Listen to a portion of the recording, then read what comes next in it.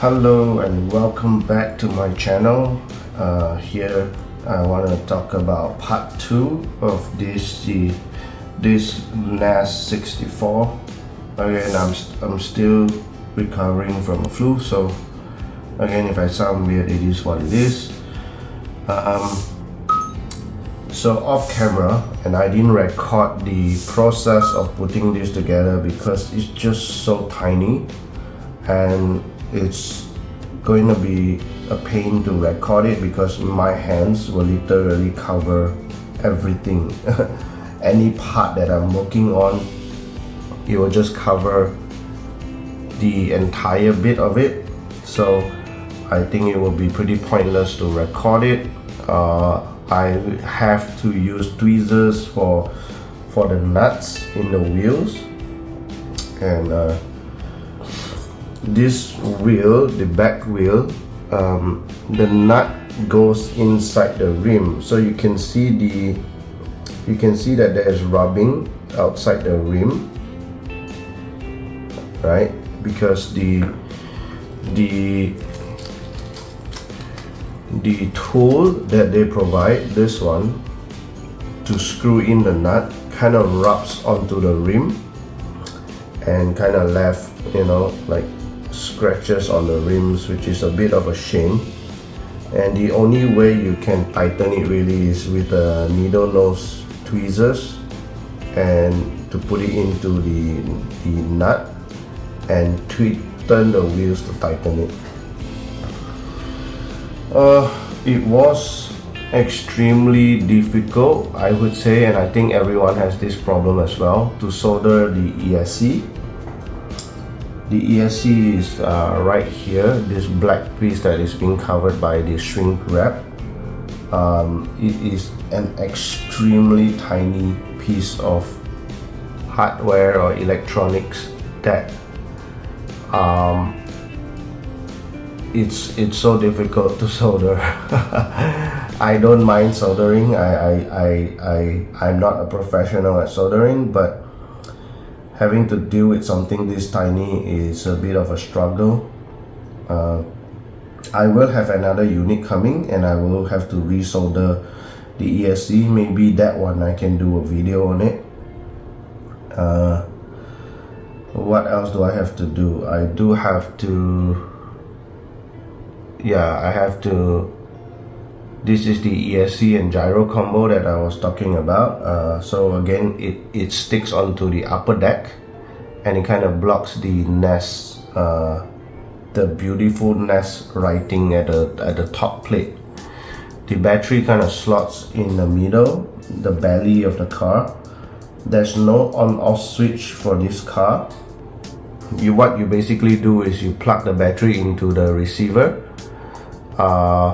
positive, where the positive and negative goes, you plug it in, and that basically powers the car up, and everything functions from there. So there is no real like on-off switch for this thing unless you put it in.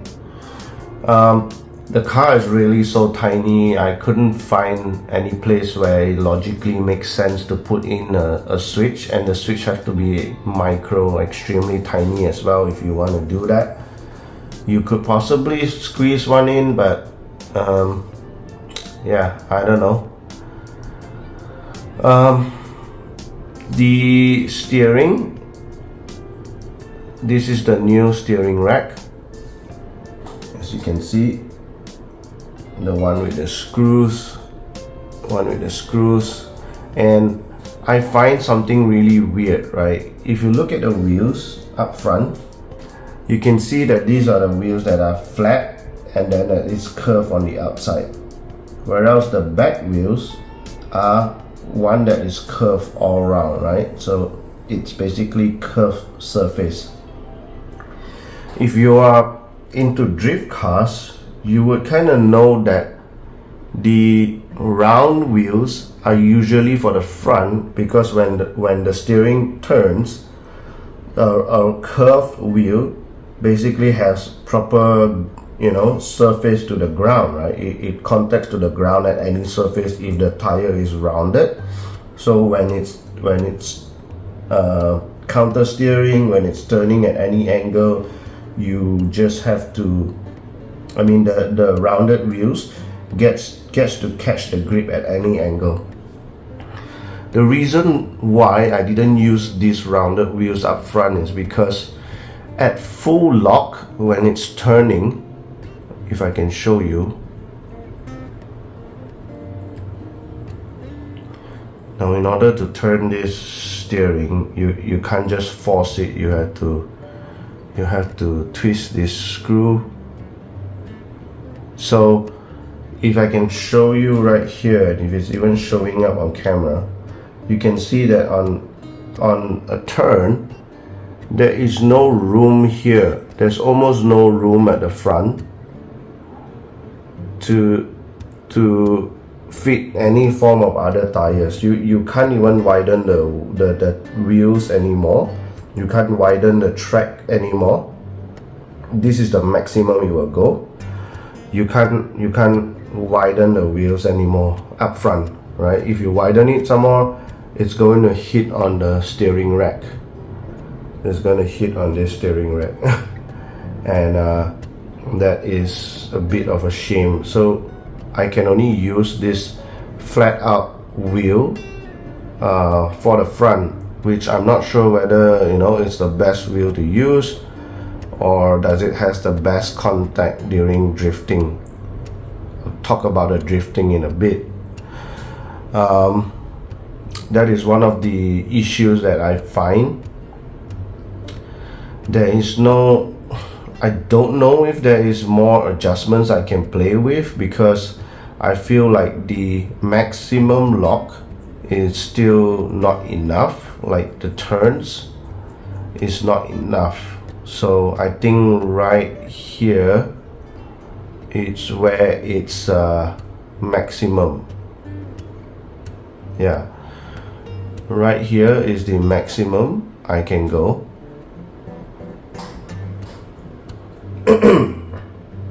And as you can see, this wheel is still not at the best angle. This wheel, it's almost flat, but it's not at the best angle. So when it's drifting, you know, it will struggle a little bit, because I think there is not enough angle here. I might be wrong. So yeah, the suspension works kind of well. I think all the suspension bits work really well to give like necessary contact to the ground.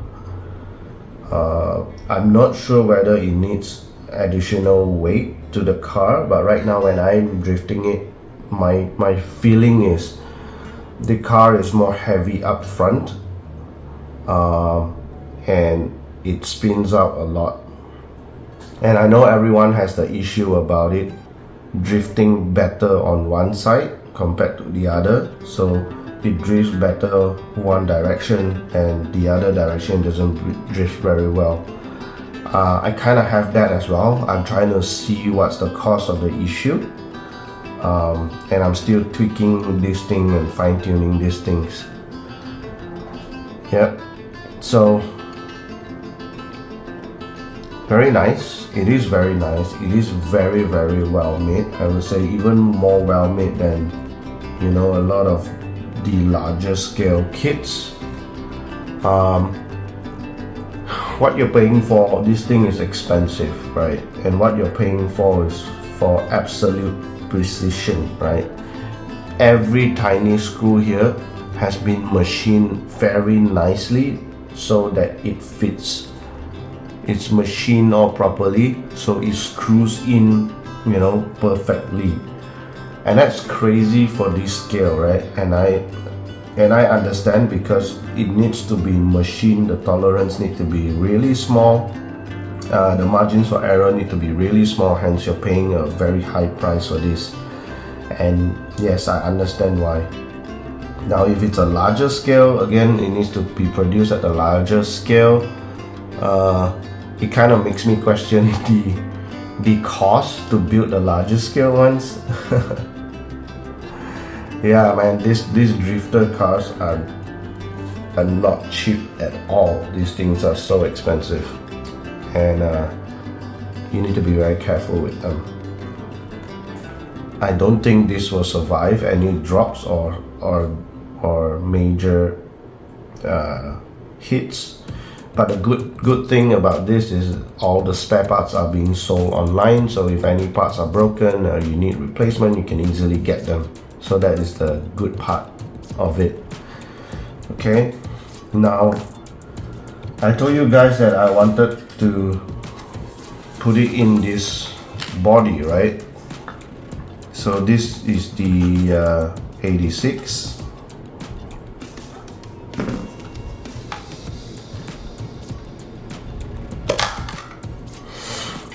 So this is the 86 body.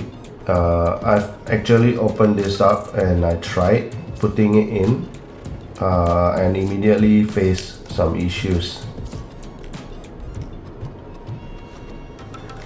The big issue is the car is too thin, right? So the car is too thin, and if I were to place it in this body, the wire bits are already touching the roof of the car, right? So it's already touching the roof of the car and it's not going to sit well. So that is one of my big issues. Yeah, so there is no room at all to kind of fit the wires. I need to shave it down a bit more if I really want it in. It's a huge struggle. So I can't use this body, but this body actually fits perfectly. The width of the car is just nice. But I can't use it. So my alternate body is to use the S15 Silvia, and again, if I put it in, it fits in, but the only problem is the body is too wide, right? You look at the wheels, it's just inside the fenders, and I don't like it. I really don't. So I might not be using this Silvia as well, and I have another body ordered on the way. But the cool thing about this is if you look at these screws up front, the two long screws, what I can do is I drill 2 holes under the engine and I stick it in here. So the engine actually, holds in the front. I have 2 more screws at the back, as you can see here, which goes into the back. These 2 holes at the back. So when I put the car in, right, the engine actually fits into the slot, and the back actually goes in the rear bumper, right? Once you squeeze everything in, it fits perfectly. So this actually holds the car in place. The height of the car, everything is being held in place nicely. So hard to show you guys because it's so small, but it actually fits, right? So it's the only thing is the body is too wide for the wheels, and again, I cannot extend the wheels anymore. This is as far as it goes. The back wheels look horrible because it's inside the body, and that's a bit unfortunate, right?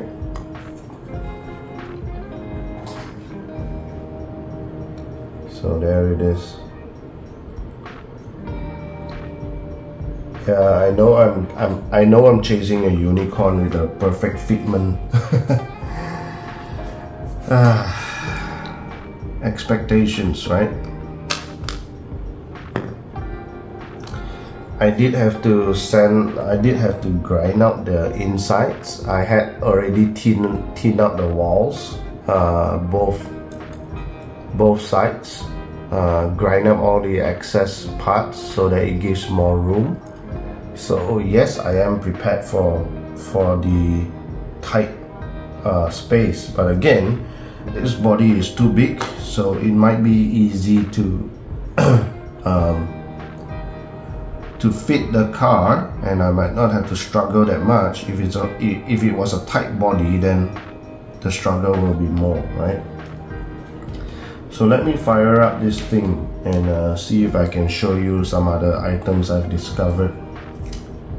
Oh, before I do that, I do have to solder the charger as well. Pretty simple, just a positive and negative, and then I just put a shrink wrap on top of it. It is USB Type-C charging, so it's nice. So again, fire up the remote. Welcome to Noble. And all you have to do is just put this in. It's so tiny, really. Okay, so if you can see the lights, oops, the gyro is calibrating. Why is there no gyro?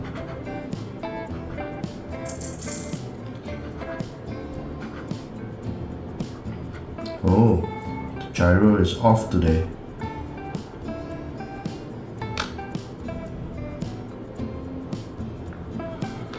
Let me turn it off and on again. Signal lost.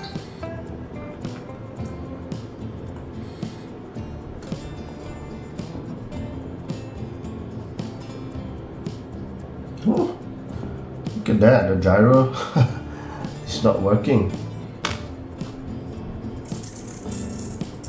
Steering seems to work.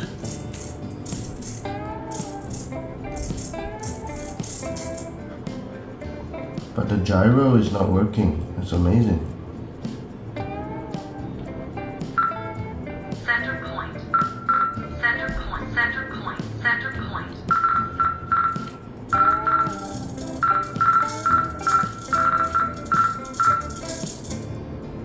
Oh, okay. There we go.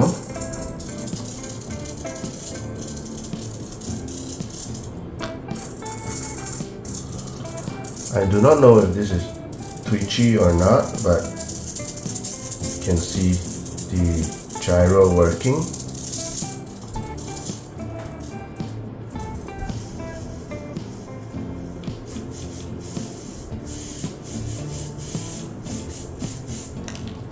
Whoops. Whoops, something fell out. Whoops. Wow. The nut actually flew out from the wheel. This is dangerous. And it's gone. Uh-oh. Looks like I'll have to find it. Oh dear. I'll be right back. Alright, I'm back. I was almost about to give up and somehow managed to find the missing nut, the gold one in the middle. It just flew out. Okay, let's try that again because I want to show you guys something.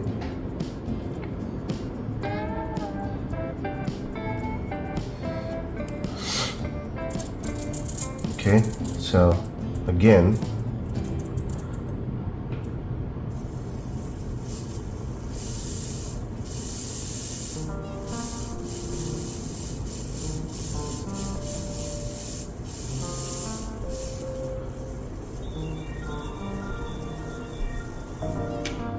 seems to be working proper now. Yesterday I guess it was dirty or something. The throttle wasn't smooth. It seems to be locking up and it seems to be catching on something, but it seems to be working fine now. So I am still in the midst of tuning this car, trying to drift and tune this car. And so I do not have any drifting footage just yet because I'm still tweaking it. But give me some more time and let me play around with it a bit more, and I will be able to share my final thoughts on how well this thing drifts. I'm not sure if I can show you on the desk, but I do not want to drop this thing off my desk.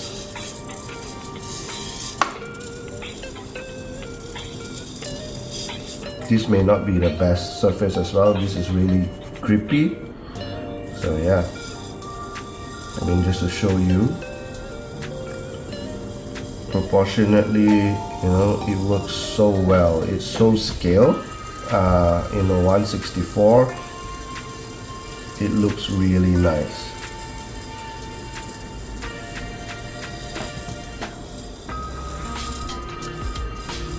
Yeah, I don't want to drop off my desk. This is too expensive to cock it up. No, I won't do it. And again, this is not the right surface. It's super grippy. So yeah, give me some more time to tweak it to a point where I'm happy with it, and then I'll make a drift video and I'll share the outcomes. But while we're at it, if you have any questions, if you have anything you want to ask, you want to know more about this kit, drop me a message and I'll get back to you as soon as possible. Really nice thing, right? It's really nice to drift something this small, and the 164 scale looks really nice. Maybe just one note for you guys, right? If you're like me, you like all these super fancy drift cars with all the details. These type of cars make horrible bodies because every detail, if it's detail, it's a separate piece, and all these are cosmetic. It's put together cosmetically to look nice, but it's not durable. Once you start touching the car, everything falls apart. All the light bits, the engine bits, everything fall apart. So it's not durable at all. The wing and everything, it just falls apart. It's so difficult because you have to grill this. This car as well has the side mirrors all fall out. I haven't managed to mess up the spoiler, luckily, on this one. But this 86, the spoiler is a bit messed up. As you can see, everything is cosmetically put together, and it's so easy to mess it up, break it, and so on. So my advice to you is to look for a solid body like everyone else.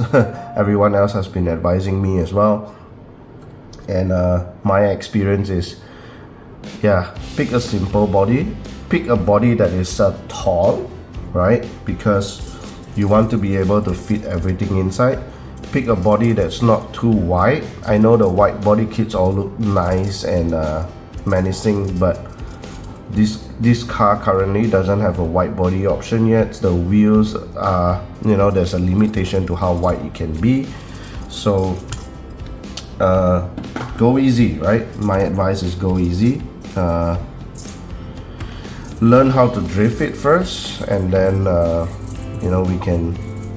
we can continue to build up on it as we learn, right? I also want to show you the comparison with a 143. Shutting down. This is a 143 drifter. This is a 143, and it looks huge compared to a 164. Look at that. Look at how big of a difference this is. This is a 143 scale. This is a 164 scale. Yeah, the 143 basically covers the entire 64. Right. But all these are die cast. unlike your 124s or 110s. These are very nice, highly detailed die-cast models. The 64 scales are awesome as well. They're super detailed, and it's really nice. I think it's a different level trying to drift this kind of small things around your desk. So yeah, I guess that's all. Let me know if you have any questions. If you have anything you want to ask, let me know. I'll get back to you. Alright, for now, thank you. Bye.